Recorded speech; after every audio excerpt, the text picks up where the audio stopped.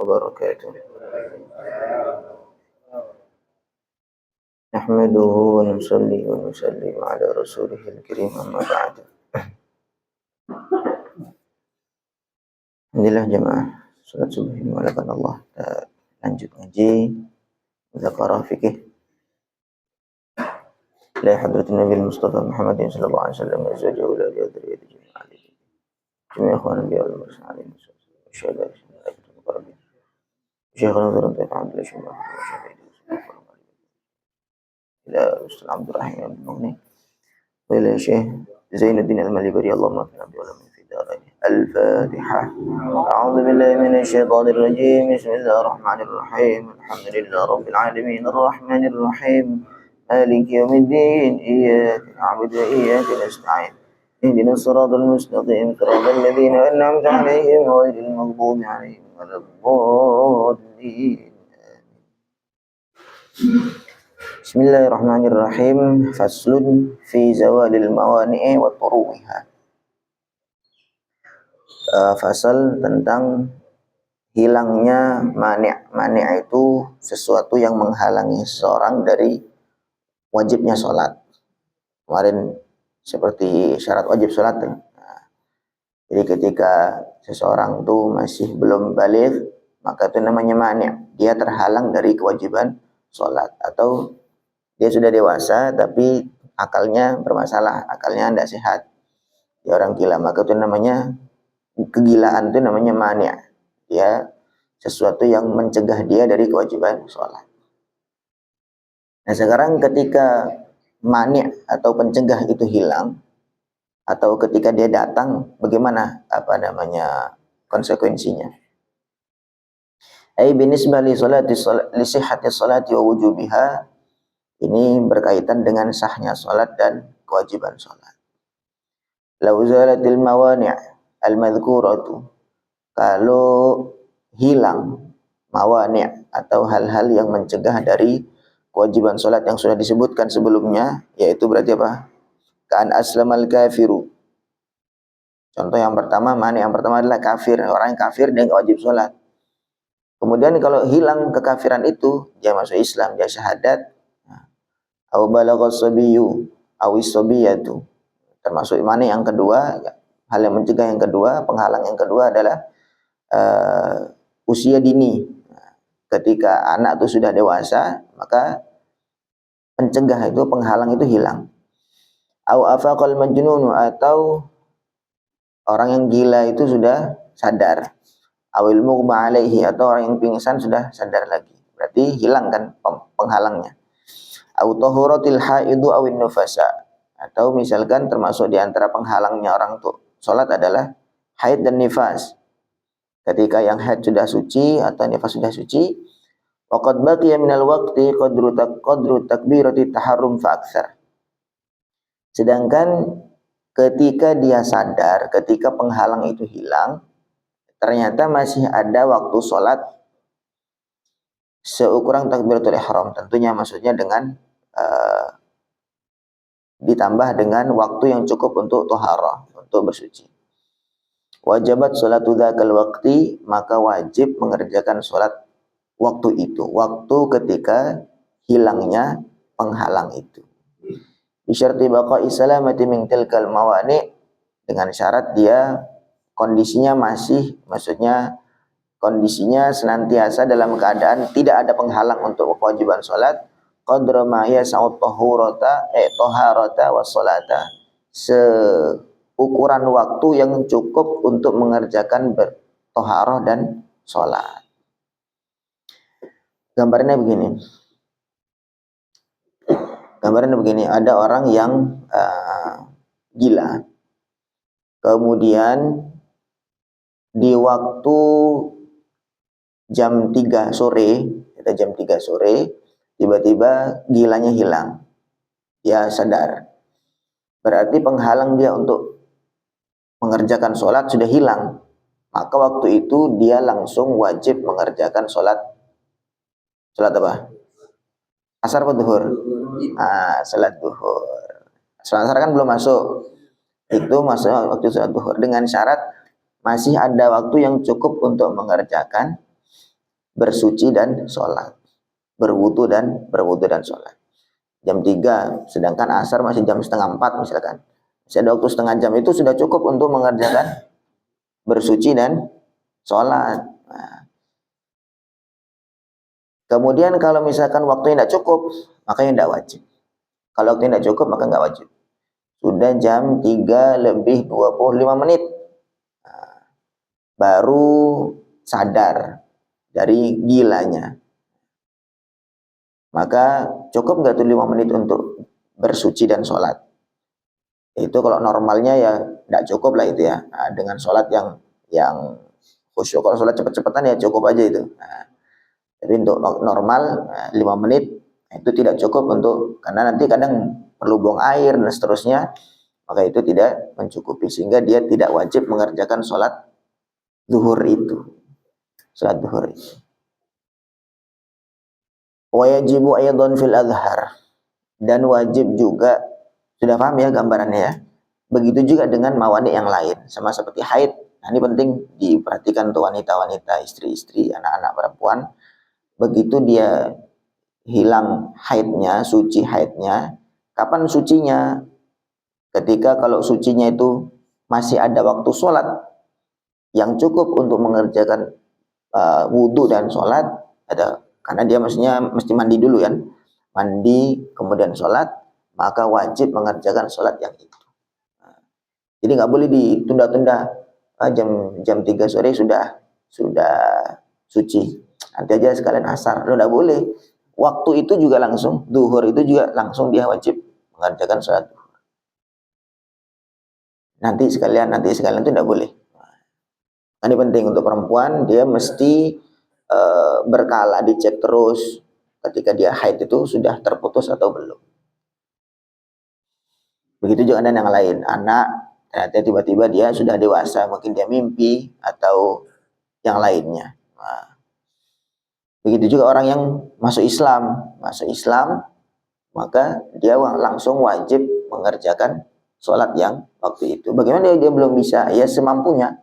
Dia bisanya hanya gerakan saja, ya gerakan saja, dan seterusnya. Berikutnya wajibu aidan fil adhar, menurut pendapat yang diunggulkan. Berarti ada pendapat yang tidak unggul, kan gitu. Ada pendapat yang diunggulkan. Wajibu aidan, wajib juga qada'u fardin qablaha, mengqada' salat fardu sebelumnya. In jumi'a ma'ha, kalau fardu yang sebelumnya itu bisa dijamak dengan salat yang dikerjakan itu. Ini tadi kan contohnya jam 3 selesai, berarti wajib mengerjakan salat duhur. Duhur kan tidak dijamak dengan subuh, sebelumnya duhur adalah subuh, tapi kan tidak bisa dijamak antara duhur dengan subuh, berarti nggak wajib mengerjakan salat subuh. Yang wajib dikerjakan kalau kasusnya itu kita hilang penghalang sholat itu ketika di waktu asar, jam 5 atau jam setengah 6, itu yang haid sudah suci, ya kan, haid sudah suci, sedangkan masih ada waktu untuk mengerjakan mandi dan sholat, maka yang wajib dikerjakan mana? Tentu sholat asar pertama. Nah, menurut pendapat yang dikukuhkan, yang dikuatkan juga, wajib juga mengerjakan sholat zuhur. Kenapa? Karena zuhur itu bisa dijamak dengan sholat asar di waktu-waktu hajat. Kadang-kadang kita di waktu-waktu uzur, maksudnya kayak waktu safar kita bisa mengerjakan sholat zuhur di waktu sholat asar, itu dijamak namanya. Nah, begitu juga dengan maghrib dengan isya. Nah, waktu zuhur saja boleh menjamak zuhur dengan asar, apalagi ini waktu darurat. Maksudnya waktu darurat namanya darurat, ya memang tidak boleh sholat ya, kemudian dia boleh sholat, maka wajib juga, ini menurut pendapat yang dikukuhkan, wajib juga mengerjakan sholat yang sebelumnya kalau bisa dijamak. Kalau misalkan pas waktu sholat maghrib hilangnya penghalang itu, hilangnya haid, hilangnya gila dan seterusnya, hilangnya kafir waktu sholat maghrib, maka yang wajib sholat apa? Maghrib saja. Wajib nggak sholat asar? Sholat asar wajib nggak? Kan mepet waktunya. Tidak wajib. Kenapa? karena tidak dijamak antara asar dan maghrib, tidak bisa dijamak. Jadi yang wajib dikerjakan adalah sholat yang waktunya bisa dijamak dengan sholat yang ketika hilangnya penghalang itu. In jumi'a maha, kalau sholat itu bisa dijamak dengan waktu sebelumnya. Kama idza zalatil kal mawani'u fi waqtil 'asri awil isya. Contohnya adalah ketika mawani' atau penghalang itu hilang di waktu asar atau sholat isya. Di waktu asar atau isya berarti sekaligus wajib juga mengerjakan sholat duhur, atau ketika hilangnya di waktu isya wajib juga mengerjakan sholat maghrib. Fayajibu ma'al asri, maka wajib bersamaan dengan sholat asar qada'udz zuhri, mengqada' sholat zuhur. Jadi statusnya qada'. Wa ma'al isya'i, wajib bersamaan dengan mengerjakan sholat isya qada'ul maghribi, mengqada' sholat maghrib. Lianna waqta tsaniyati, karena waktu sholat yang kedua, waktun lahu halatul udhri, adalah juga sebagai waktu untuk sholat yang pertama, halatul udhri, ketika kondisi udhur. Ya kan? Maksudnya sholat asar itu ngapain kok kita wajib mengerjakan sholat duhur juga, kan kita bersihnya di sholat asar. Iya, karena alasannya li'anna waqta tsaniyah, waktu sholat asar itu waktun lahu halatul udhri, juga bisa dijadikan sebagai waktunya sholat duhur di waktu udhur. Yaitu contohnya seperti ketika safar itu kita mengerjakan sholat duhur dengan asar, berarti sholat asar juga masih dianggap sebagai waktunya sholat duhur di waktu udhur. Fahalatul darurati aula, maka ketika kondisi darurat, kondisi yang tidak bisa dihindarkan, nah, maka itu apalagi kan gitu. Lakin yustaratu huna baqa'u salamati, tetapi di sini disyaratkan mesti dia kondisinya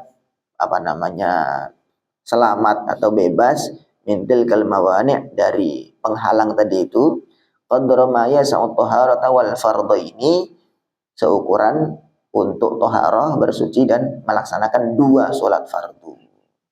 Kan 2 sholat fardu itu berarti waktunya mesti bertambah gitu. Kalau waktunya sudah mepet sekali, kemudian hanya cukup untuk bersuci dan 1 sholat fardu saja, ya 1 saja.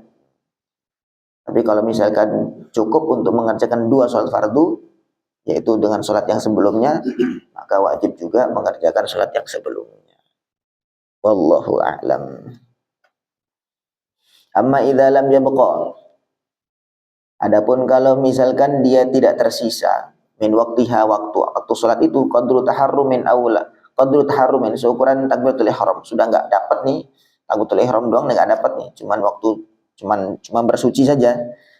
Aulam tastamir salamatu min tilkal mawani', atau dia kondisinya masih kayak bolak-balik gitu, maksudnya kadang gila lagi, kadang sadar lagi gitu. Al-qadrul madhkurah, seukuran yang disebutkan tadi, falam tajib alaihi sholatu, maka tidak wajib sholat.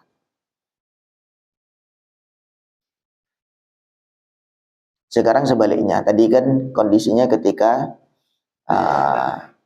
di satu waktu tertentu penghalang itu hilang, penghalang itu terangkat.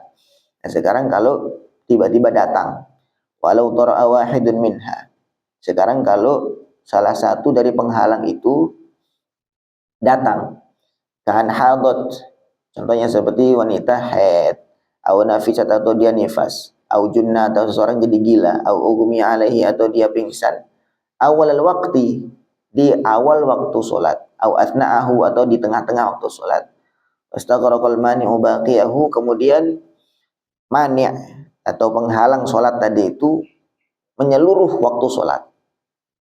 Dia misalkan masuk waktu duhur, jam 12:30, jam 12:30, ternyata jam 1 tiba-tiba haid yang wanita, yang mudah haid ya. Ini sama, tinggal dikiaskan saja untuk gila, kemudian murtad dan seterusnya itu. Haid, kemudian jam 1 haid gitu. Maka kemudian haidnya kan tentu lanjut ya, waktu zuhur jam 1 sampai seterusnya kan berhari-hari kalau haid itu. Nah, maka gimana? wajaba qada'u sholati dzakal waqti, maka wajib mengqadha. Kalau mengqadha berarti hutang. Wajib mengqadha salat waktu itu. In kana qad adraka minal waqti qadra fardin. Kalau dia sudah melewati waktu yang cukup untuk mengerjakan fardin ma'atuhrin, bersuci dan sholat fardu. Setengah jam tadi sudah cukup ya, ya kan? Jam 12.30 sudah masuk waktu zuhur. Kemudian jam 1 haid. Nah, berarti 30 menit dari jam 12.30 sampai jam 1 itu sudah cukup untuk mengerjakan wudhu dan sholat. Kok dia belum sholat gitu loh. Kalau dia belum sholat terus tiba-tiba haid, gimana? Maka sholat duhur itu menjadi hutang, wajib diqadha. Ketika nanti dia suci itu harus dicatat-catat tuh, nggak boleh ditinggalkan. Karena kenapa? Karena keteledorannya tidak segera sholat. Keteledorannya tidak segera sholat di awal waktu. Begitu. Jadi pahami ya. Tapi kalau misalkan jam 12.30 masuk tank waktu sholat duhur. 5 menit kemudian haid, wajib nggak sholat duhur? Wajib nggak mengqadha sholat duhur? Tidak wajib. Karena 5 menit ya mungkin tidak cukup lah. Untuk waktu normalnya dikira-kira tidak cukup 5 menit untuk bersuci, istinja. Biasanya kan waktu sholat istinja dulu, buang air, kemudian berwudu, kemudian sholat 4 rakaat. Maka itu tidak mencukupi. Maka dia sudah ada usaha untuk segera sholat di awal waktu, ternyata haid, ternyata ada penghalang untuk mengerjakan sholat, maka dia tidak ada kewajiban untuk mengqadha sholat itu. Nah sebaliknya tadi, kalau udah melewati waktu yang sudah cukup untuk thaharah dan sholat, tapi kemudian dia haid atau gila atau pingsan, maka mesti menjadi hutang, jadi qadha. Jadi tanggal berapa ke saya kemarin haidnya, kemudian waktunya bagaimana. Maka penting untuk memperingati istri-istri, anak-anak perempuan kalau waktu sholat segera dikerjakan di awal waktu. Kalau laki-laki agak aman lah, agak laki-laki istilahnya. Kalau yang model-model gila ini kan jarang ya, agak aman. Tapi malah laki-laki yang rajin awal waktu. Nah, perempuan ini malah kurang perhatian kadang-kadang. Maka ini penting tanggung jawabnya suami-suami untuk mengingatkan. Begitu masuk waktu sholat, langsung kerjakan sholat. Karena nanti khawatirnya haid itu. Haid ini tiap bulan mesti datang, gitu. Tamu bulanan. Maka hal ini mesti diperhatikan.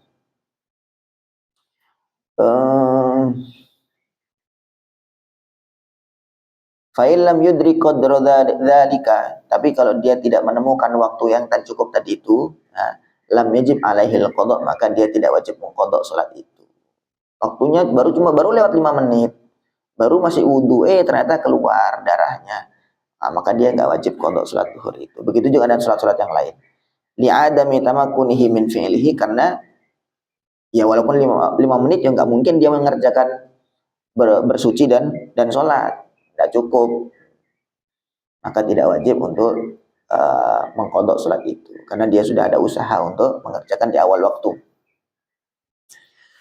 Wa yajibu aidan qada'u fardin qablaha in jumi'a ma'aha kama marra.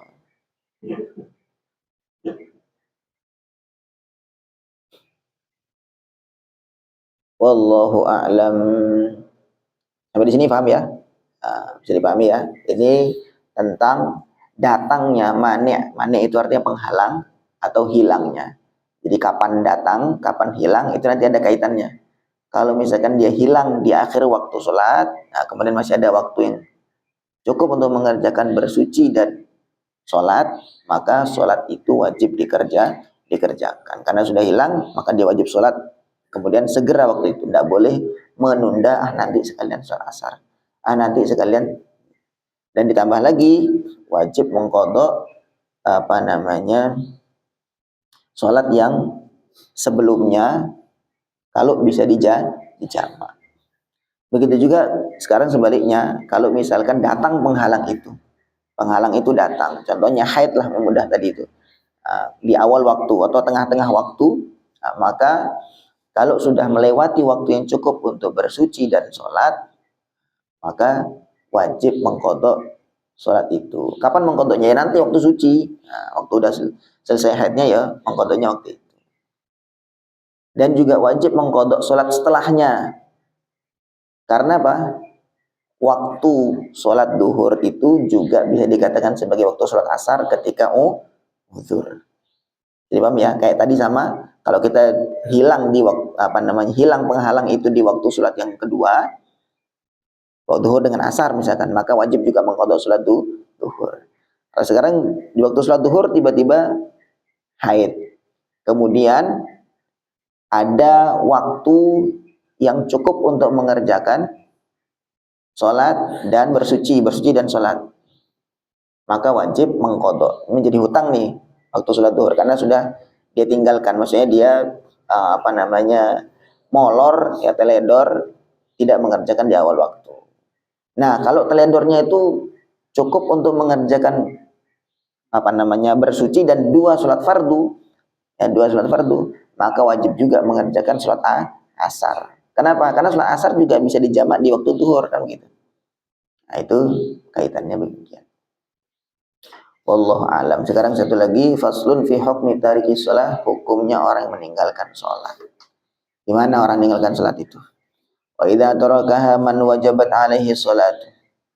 Kalau orang yang wajib sholat meninggalkan sholat. Orang yang meninggalkan sholat itu tidak semua orang yang wajib sholat. Anak kecil tidak sholat juga, tapi dia memang tidak wajib. Wanita yang haid juga nggak sholat juga, karena memang dia tidak wajib. Sekarang orang wajib sholat, dia punya kewajiban sholat. Kemudian dia meninggalkan, nudhirat, maka diperinci, dilihat dulu. Fa in kana tarakaha jahdan liwujubiha. Kalau dia meninggalkan sholat itu karena menentang kewajiban sholat. Sholat itu memang tidak wajib, apa sih sholat itu? Nah, fahuwa kafir murtadun bil ijma', maka dia itu kafir dan murtad menurut kesepakatan para ulama. Karena dia sudah menentang sesuatu yang diwajibkan oleh Allah. Kalau dia meninggalkan karena menentang kewajiban sholat itu. A'udzubillah. Wa yajibu 'alal imami qatluhu. Wajib atas imam, pimpinan atau qadhi untuk membunuhnya. Biriddati, sebab karena murtad, illa ayyuslima, kecuali dia masuk Islam lagi, syahadat lagi. Boleh dibunuh. Tapi ini tentu jangan hati-hati. Yang boleh ini adalah pemerintah. Tentu kaitannya dengan negeri Islam, maksudnya yang memang syariat Islam hidup di situ, menggunakan syariat Islam sebagai dasar hukum negaranya. Nah, tapi kalau di Indonesia ini tidak boleh. Begitu lihat orang tidak sholat, wah ini dalam kitab fikih boleh dibunuh, langsung sembelih. Tidak boleh itu. Bahaya. Walaupun seandainya pun di negara Islam, gitu, di negara Islam. Kemudian ada orang tidak sholat, yang boleh bunuh itu bukan tetangganya, bukan, tetapi hakim.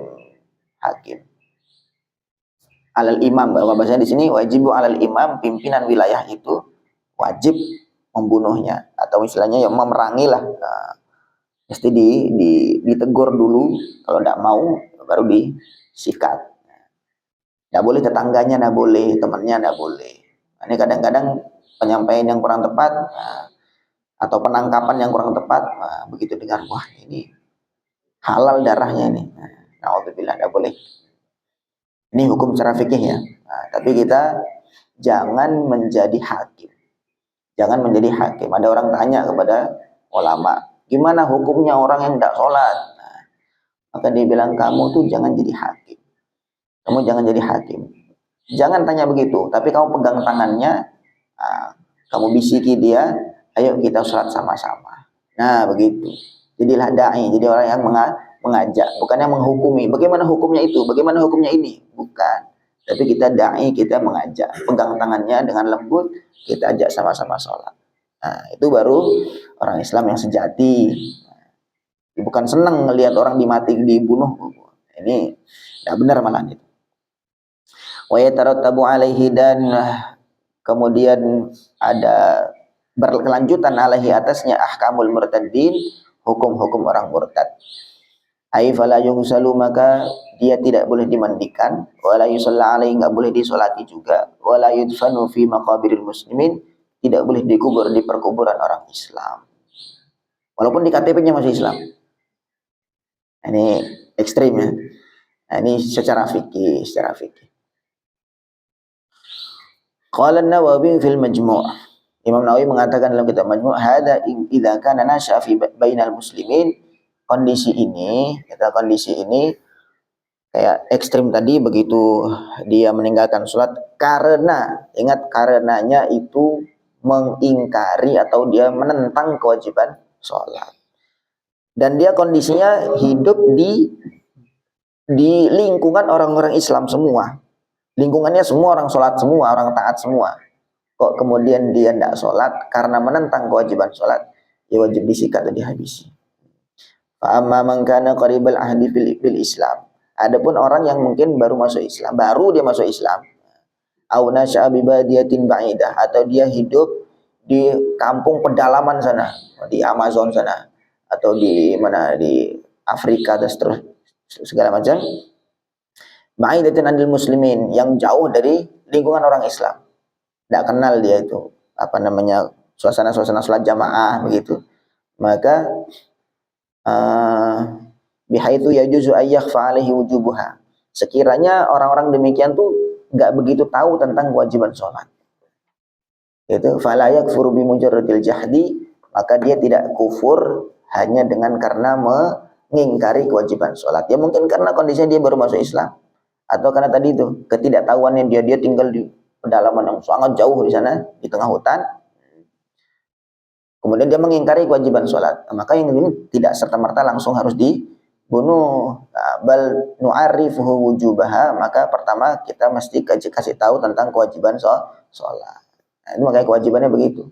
Kita da'i, kita ajari, ini sholat wajib, bentuk syukur kita, ibadah kita kepada Allah. Fa'in jahada ba'daha, kemudian kalau udah dikasih tahu terus masih ngengkel, tabayyana annahu murtadun, baru jelas berarti dia murtad. Yang pertama.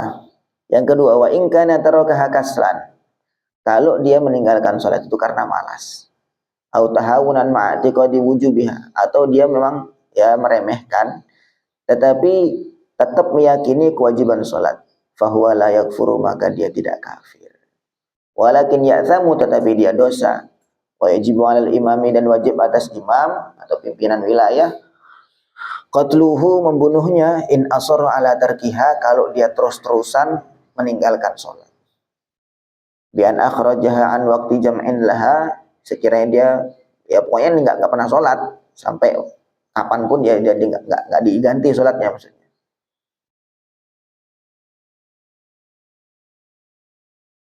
Wallahu a'lam. Wa idza qutila hadza, kalau yang orang yang kedua tadi ini dibunuh misalnya, nah, dia tetap dibunuh juga, tetapi ketika dia israr itu artinya terus-terusan, nggak cuma sekali dua kali dan tinggalkan sholat. Nah, maka ini bagi imam, tentu bukan tetangga lah ya, bukan tetangga, bagi imam, nah, maka dia mesti dibunuh. Kalau orang ini dibunuh misal, fasahihu, maka pendapat yang sahih, annahu yughsalu, maka dia tetap dimandikan, wa yusalla alaihi, disolati juga, wa yudfanu fi maqabiril muslimin, dikuburkan di perkuburan orang Islam, wa yurfa'u qabruhu ka ghairihi, dan sama kuburnya seperti orang Islam juga. Ini masih dalam kondisi orang Islam. Karena apa? Meninggalkan sholat karena malas. Tetap dia tahu, yakin wajib sholat, nah tetapi karena malas, maka ini juga besar konsekuensinya. Karena itu sholat itu kewajiban pertama selepas iman, ya sholat itu rukun iman yang kedua. Habis syahadat, sholat. Wajib 'alal imami, wajib atas imam, atas pimpinan wilayah, istitabatul murtaddi, untuk menuntut taubat orang yang murtad, fil hali, seketika. Fa'in aslama, kalau dia Islam maka alhamdulillah. Wa illa, kalau enggak, qatalahu, maka dia bunuh. Nah, sekali lagi ini konteksnya dalam negara Islam yang hidup aturan Islam di dalamnya. Jangan kita perlakukan di sini. Wah, mengalir darah-darah orang nanti sini. Wa indabu alaihi istitabatu tariki sholati kaslan, Dan disunnahkan bagi imam pimpinan wilayah istitabatu tariki sholati untuk menuntut taubat orang yang meninggalkan salat kaslan karena malas. Fa in taba, kalau dia taubat, dia mau mengerjakan salat ya alhamdulillah. Wa illa, kalau enggak, qatalahu ba'da khuruji waqti jam'in laha, maka dia membunuh, si imam itu bisa membunuh si meninggalkan salat itu tadi kalau sudah meninggalkan itu ba'da khuruji waqti jam'in laha, itu setelah lewat waktu yang bisa dijamak dengan salat itu. Contoh misalkan kayak salat zuhur. Kapan dibunuhnya? Misalkan di jam 12:30 masuk waktu zuhur. Dia nggak sholat nih, malas, dikasih tahu, enggak juga. Kapan dibunuhnya? Bukan jam 3, bukan jam 4, bukan jam 3, tapi habis selesai waktu asar.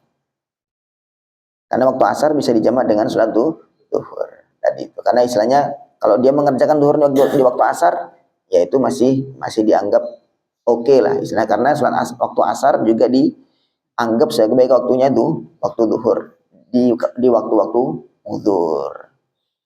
Sehingga istilahnya imam tidak boleh langsung tiba-tiba, mungkin dia baru-baru jadi pimpinan wilayah, jadi imam, wah gampang membunuh-bunuh orang. Begitu ada orang meninggalkan sholat langsung, tidak boleh. Jadi qatalahu ba'da khuruji waqti jam'in, membunuhnya itu selepas keluar waktu yang bisa dijamak dengan waktu itu.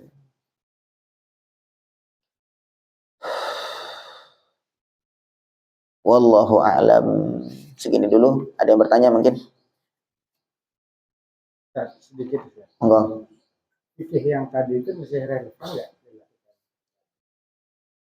Ini konteksnya, sekali lagi, apakah ini masih relevan? Konteksnya adalah di negara-negara Islam yang komplit aturannya itu aturan syariat. Tapi kalau negara demokrasi dan yang semacamnya, ini tidak. Itu tetap relevan sampai kiamat ya begini ini. Aturan Islam yang asli itu begitu. Tetapi tadi itu kondisinya adalah konteksnya di dalam negara Islam yang memang seluruh aturannya itu sesuai dengan syariat. Dengan syariat. Jadi beda lagi ya, maksudnya ini jalur fikih itu memang istilahnya kayak jadi undang-undang. Beda dengan jalur takwa. Kalau takwa itu ya kita lebih ke ya hikmah lah begitu, lebih ke hikmah. Tadi kalau kita ada lihat orang enggak sholat, enggak usah tanya hukumnya, langsung pegang tangannya, ajak ke masjid untuk sholat bersama-sama. Dia enggak punya sarung, kita belikan sarung. Enggak punya peci, kita belikan peci. Nah, itu luar biasa keutamaannya. Daripada kita, wah ini hukumnya sudah keluar dari Islam, ini hukumnya halal darahnya. Wah itu ngeri sekali. Walaupun memang secara hukum fikih begitu. Tetapi alangkah indahnya kalau kita itu menjadi dai, bukan jadi hakim, suka menghukumi. Ini hukumnya begini, ini hukumnya begitu. Itu sudah bidangnya para ulama-ulama yang memang mengurusi fikih. Lagi ada yang lain? Cukup ya? Nah, mudah-mudahan bisa dipahami. Mudah-mudahan kita bisa mengamalkan semuanya. Kita akhiri, subhanallah bihamdihi, subhanakallah ma bihamdika, asyhadu an la ilaha illa anta, astaghfiruka wa atubu ilaik. Assalamualaikum warahmatullahi wabarakatuh.